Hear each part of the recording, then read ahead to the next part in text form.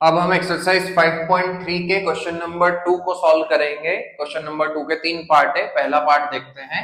क्या बोला गया है कि आपको एपी दी है और आपको उस एपी का सम फाइंड आउट करना है।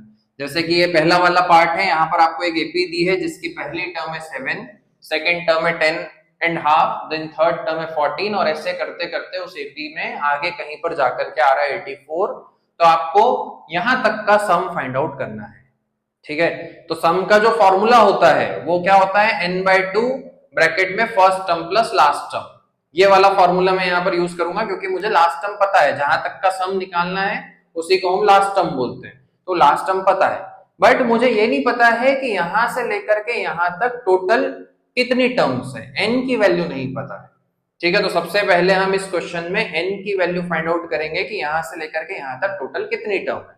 ठीक है, तो जो जो लास्ट टर्म जो है उसको हम क्या बोलेंगे, nth टर्म। मुझे ये निकालना है कि इस एपी में 84 कौन सी प्लेस पर आ रहा है।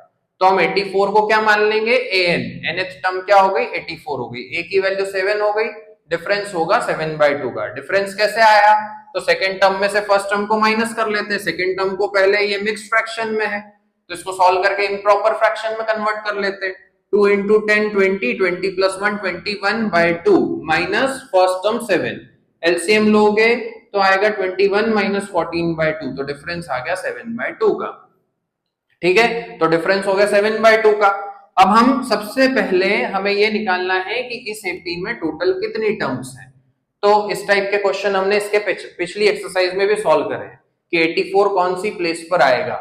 तो nth टर्म हो गई 84। nth टर्म का हमने फॉर्मूला अप्लाई किया, an is equals to a plus n minus 1 into d।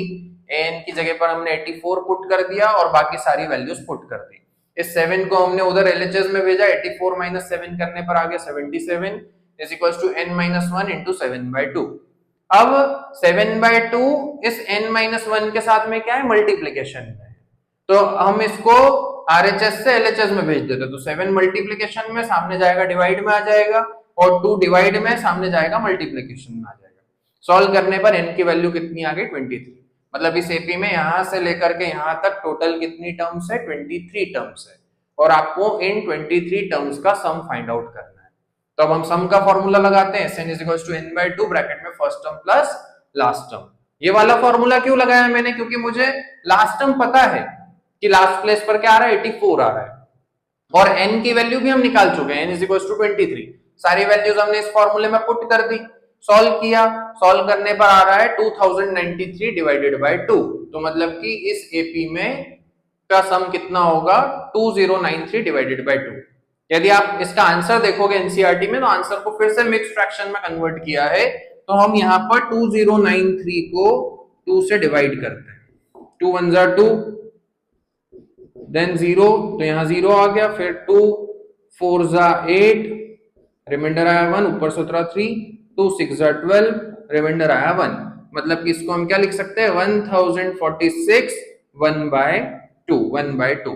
तो इसको मिक्स फ्रैक्शन में कन्वर्ट करने पर सम ये आएगा। सिमिलरली इसके अगले वाले पार्ट में आपको इस एपी का सम फाइंड आउट करना है।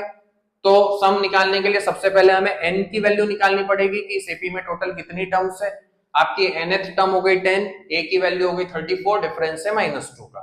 nth टर्म का फॉर्मूला अप्लाई किया, सारी वैल्यूज पुट कर दी, तो n की वैल्यू आ जाएगी 13। मतलब कि इस एपी में टोटल कितनी टर्म्स है, 13 है। अब सम का फॉर्मूला अप्लाई किया, सम के फॉर्मूले में n की जगह पर 13, a की जगह पर 34 प्लस लास्ट टर्म कितनी हो जाएगी 10। इसको सॉल्व करने पर इस एपी का सम कितना आएगा, 286। ओके।